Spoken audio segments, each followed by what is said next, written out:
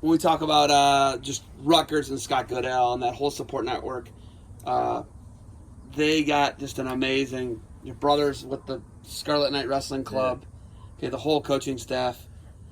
Who is all on staff actually at Rutgers? Yeah, so head coach Scott Goodale, associate head coach Donnie Pritzloff, assistant coach John Leonardis, and this year volunteer assistant was Brian Murphy from wrestled for Michigan. Joe Pollard was our director of operations. And our SKWC members, like RTC athletes, we had like Pat Downey and Nate Jackson coached at Princeton, but he also comes down to work out with NJRTC, so our guys get to get with him a little bit. Pat Brucky, occasionally like CJ Brucky for the NJRTC comes in. I got to work out with Klodzik like maybe like on one hand kind of times. But all the guys from Princeton, they're in occasionally, and then Tyler Graff now, he's a new member that recently signed. We've had Bryce Meredith in for weeks at a time.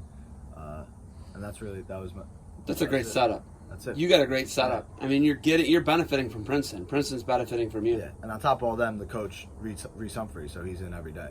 Jeez, Pete. Can you really beat that, right? No, I mean, like I tell people, I was trying to tell the kids I didn't want to make it an hour-long story yesterday, but like when I came to Rutgers with all these other top schools offering everything and their mothers to me, Rutgers wasn't really far behind in the fact that they knew that they could get the workout partners. And from day one, Tyler Graff's been coming in for 1 week, 2 weeks at a time to work out with me when I was a little smaller for 141. Bryce Meredith's been coming in for the last 2 years. Like, they've always stepped up, got the next best guy that I needed. When I was a freshman, Frank Molinaro was here for the whole year. Like, I always had guys that have been pushing me and beating me, and that was never the problem then. That was one of the reasons I was able to commit to Rutgers. I knew I was going to get that resource from them, and they were always going to be willing to get the next guy. Like, they're not the kind of ego-free kind of guys like Scott Goodell. Like, knows where he's good and he knows where he needs help. And he went out, he got Donnie Pritzloff. He knew he needed maybe that kind of help, wrestling-wise, recruiting-wise. He got the next level guy, and from there we really sprouted since we got Donnie, since I came to school, since Soriano transferred. Just been a huge jump. Knowing that you're going to be Dakin, or Taylor and Ruth were to Penn State, what Nickel and Knopf were to Penn State, right? And we get there winning national titles, they're smashing, right? But like, you changed the culture. Yeah. You were the culture change. You were the guy. You're the standard now. Yeah. Where do you go from there, success-wise? Do you stay coaching there? I mean, Yeah. Here's what Tom Ryan tells me about Kyle Snyder and Logan Stever. It's non-negotiable. Whatever it takes to keep those guys, he does it. Yeah. Do you think that that's the Rutgers situation with Anthony Ashnault? That'd be cool if Goodell felt that way, because then, I mean, that's where I want to be. I want to live my life in New Jersey. I love it there. It's home for me. Like, I went to school 15 minutes away, stayed for 6 years, didn't transfer anywhere else. Like, didn't really have any thoughts of transferring else, so it's home for me. I don't really have any second thoughts about that. But right now, like, for me, the cards line up so well to just go into coaching. Like, for me right now, it's like taking time to figure out, like, do I want to be a head coach one day? Like, do I really want to be an assistant coach in college? Like, do I want to do everything else that's not involved with wrestling that goes along with those jobs? And like, I'm just trying to answer those questions honestly right now in this next 6 months while I like observe and take some of that stuff in, because I don't want to just jump into a commitment at 24 years old that I'm not ready for. And I think I want to be a head coach one day, but like, it's a big commitment, and I'm not gonna like put all my cards into that hand until I'm ready to do it. So that's also why I want to take one whole year, just compete and get to know myself even a little bit better before I do that. But I really hope that's what I want to do, because I love coming to even these camps and helping. And I know the recruits that are coming to Rutgers are asking me if I'm going to be around every day. And I tell them, yeah, I'm going to be around every day. And I'm not lying. Like, I'm going to be around every day. I'm just not a coach on staff yet. Like, if you need me to practice with you, I'm there. I'm just not one of the 4 guys on staff yet. And I think that's what I'm going to end up doing, but I'm still figuring it out. Okay. I could sit here all day with you. We got to go catch Schlater's technique session. Do you got anything else from me? Is there anything I missed? Love sitting down talking to you. I don't know.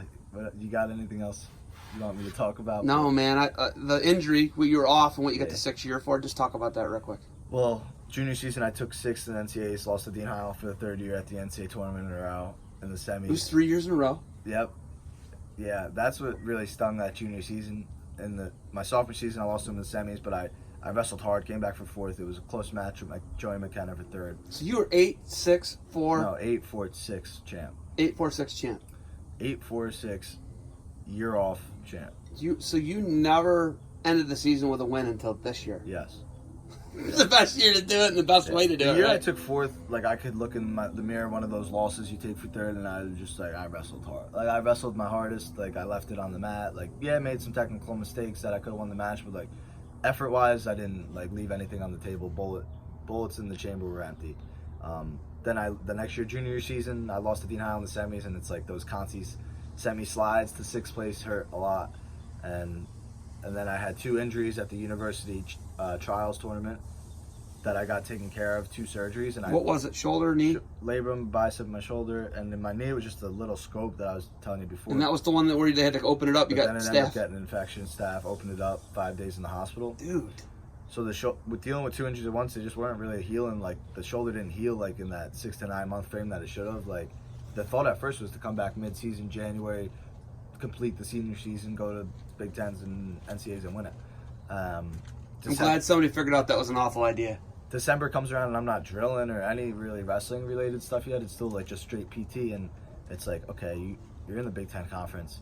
You come back in January, you're wrestling Iowa, you're wrestling Penn State, you're wrestling Ohio State. Like, Awful idea. You're like, all right, this probably isn't realistic. Maybe give it a little more time. Let's see, like if I'm drilling by January, wrestling by February, right after like the end of the Big Ten, get some other competitions in, like a NCO Open or something. And then that slowly as time came wasn't really healing right. So then the options became, how can I get a 6th year? So I looked into how you got to get your doctor's notes in order, application process.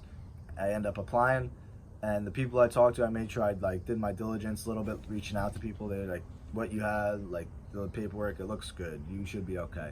So I was pretty confident, but they weren't able to tell me until after that NCAA tournament. So Are you serious? So I'm waiting. People are asking me. I'm just kind of putting it off because I don't want to really stress about it extra. That I'm already stressed about it, and I ended up getting the 6th year, which was a huge blessing. And during that process, I was just able to think about like the future of my wrestling, and what I thought to myself was like, okay, I'm gonna apply for the 6th season. I'm not coming back for the 5th year because I plan on wrestling after this, and I feel like my best wrestling's yet to come. So why am I gonna rush this injury to come back for an NCAA season if my goal is great? Like, even though I wasn't an NCAA champ at the time, my goal was to be an Olympic champ. That was my end goal, and if I thought about that longer and longer, that I had more potential on the table to come, like there was no need to rush the injury. I was able to live with not being an NCAA champ if that was the case, and I was just gonna move on and keep competing and keep getting better. But I ended up getting the 6 years, so everything worked out perfect. Really worked out. Yeah. Couldn't have had a better year. Yeah. Literally. Yeah. In the most literal sense of the word. Maybe if I didn't have this injury, but. Well, true. Yeah. Okay. All right. We're good. We're gonna roll. I'm gonna just show everybody this is a pretty good setting. Beautiful interview. Yes, setting.